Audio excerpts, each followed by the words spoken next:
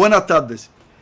El Ministerio de Cultura, la Casa de la Nacionalidad en Bayamo, la Casa Museo, la Casa Natal, que es un museo dedicada a Carlos Manuel de Céspedes, también en Bayamo, han orientado, han sugerido a todo el país la realización de una jornada de homenaje al padre de la patria, a Carlos Manuel de Céspedes.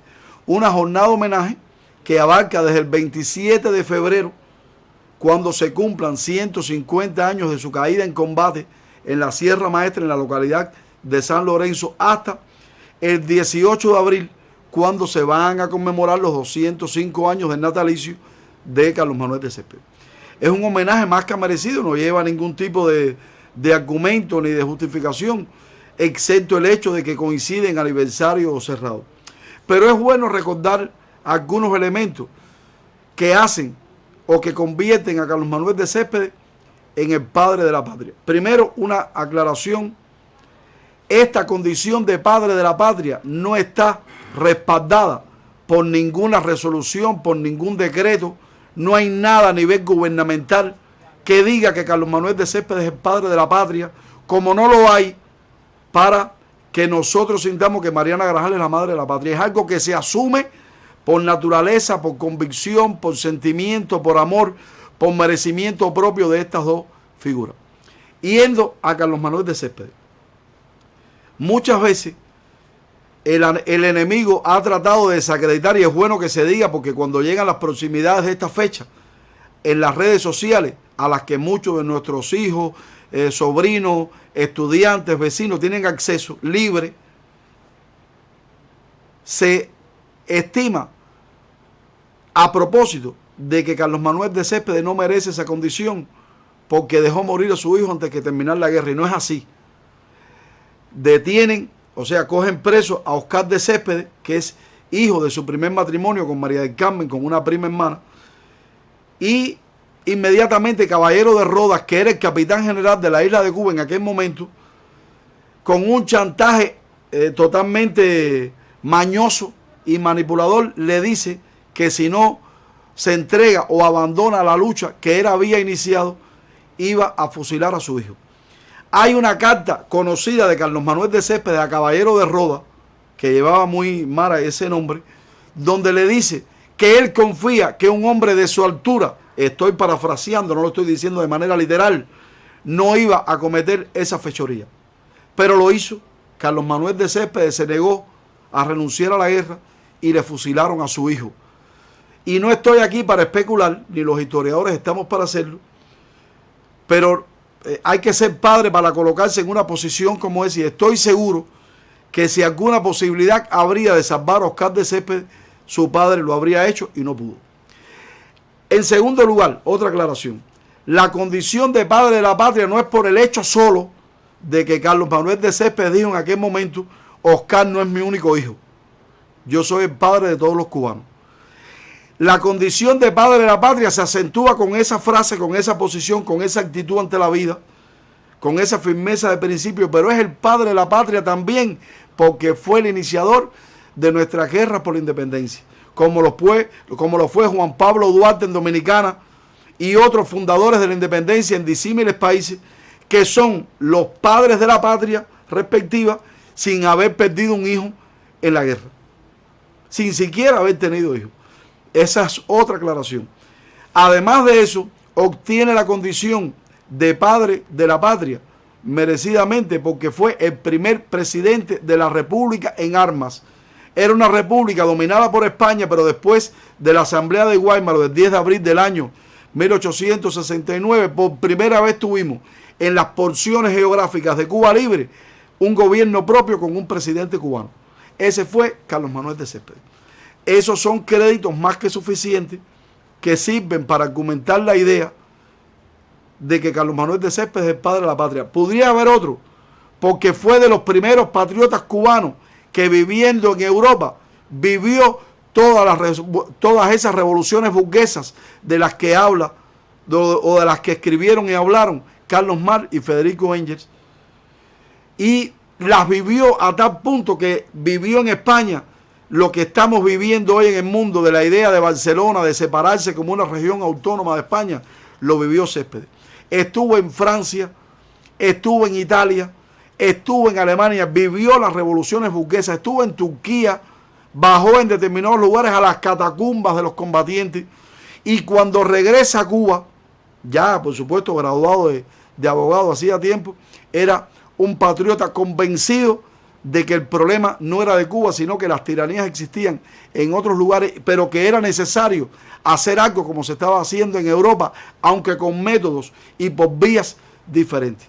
Todos estos son elementos que convierten a Carlos Manuel de Céspedes, y hay otros, en el padre de la patria. Bueno, como conspirador y como combatiente ya en el campo de batalla por la Revolución Cubana, entonces les cuento por qué es el padre de la patria.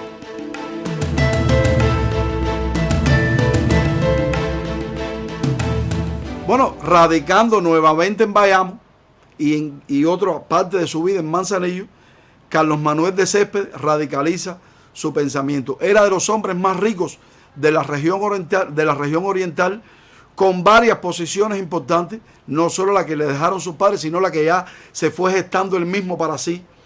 Y aunque llega a ser uno de los terratenientes orientales más acaudalados de su tiempo, tenía el espíritu rebelde por dentro y determinó que de alguna manera Cuba tenía que ser libre de España. Por eso es que se incorpora de lleno al movimiento conspirativo a lo largo de la década del 60. Ya en el año 1867 y 68, con aquellas reuniones en San Miguel del Rompe, es que Carlos Manuel de Céspedes determina que la guerra tiene que ser posible. Una aclaración más: no era el jefe del movimiento conspirativo en Oriente, lo era Francisco Vicente Aguilera. ¿Por qué el 10 de octubre el alzamiento en Demajagua? Porque el día que llega el telegrama famoso de La Habana hasta Bayamo, diciendo que apresaran de inmediato a los conspiradores, entre los cuales estaba Céspedes, en aquel momento no estaba para tomar decisiones en Oriente Francisco Vicente Aguilera. Como Céspedes era de los conspiradores, el más determinado, el más resuelto, el que quería empezar la guerra el otro día porque sabía que esto podía pasar, que descubrieran el movimiento conspirativo, entonces es que los patriotas de Bayamo van para Demajagua, que es como realmente se dice, y no la Demajagua, porque la finca se llamaba Demajagua, la hacienda. Bueno, por eso es que van a Demajagua, y por eso asume Céspedes el movimiento conspirativo. A favor de Aguilera hay que decir que era un gran revolucionario, el más acaudalado de Oriente, y que además aceptó con total desinterés y con total humildad la decisión de Céspedes. Incluso se subordinó a él para darle curso al movimiento conspirativo.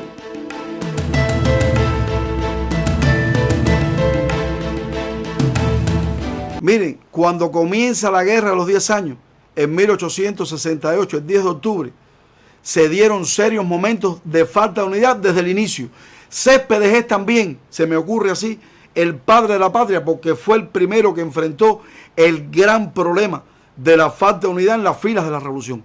Y lo hizo con total inteligencia y con total entereza, porque no entendieron los camagüeyanos ni los villareños que se alzara Oriente el día 10 de octubre y no el 14 como estaba conveniado.